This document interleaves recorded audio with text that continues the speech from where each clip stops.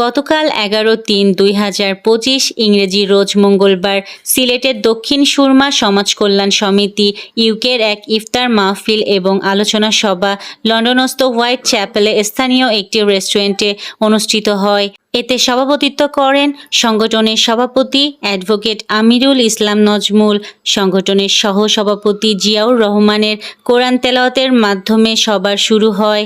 সভাপতি অ্যাডভোকেট আমিরুল ইসলাম নজমুল সকল সম্মানিত উপস্থিত সদস্যবৃন্দকে ধন্যবাদ জানিয়ে শুভেচ্ছা বক্তব্য রাখেন। এতে রমজানের তাৎপর্য এবং সংগঠনের ভবিষ্যৎ পরিকল্পনা নিয়ে আলোচনা করেন সহসভাপতি জিয়াউর রহমান, সহসভাপতি তাজুল ইসলাম, সহসভাপতি Mahmuda Khanam, secretary Jabed Hossain, joint secretary Khaled Mia, joint secretary Ruhel Rahman, মহিলা বিষয়ক সেক্রেটারি জারুন নেসা, জেবা বেগম, আঞ্জুমানারা বেগম আঞ্জু, রাজিয়া বেগম, খালেদা মিয়া, লাভলি বেগম, বিলকিস বেগম, সাথী বেগম এবং লিপি বেগম প্রমুখ।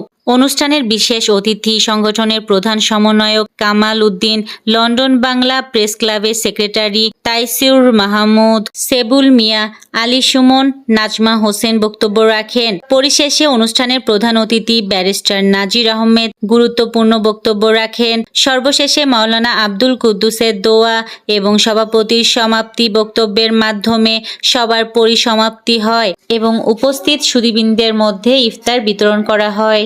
উপস্থাপনায় ছিলাম আমি ইয়াসমিন, সুরমা টিভি 24।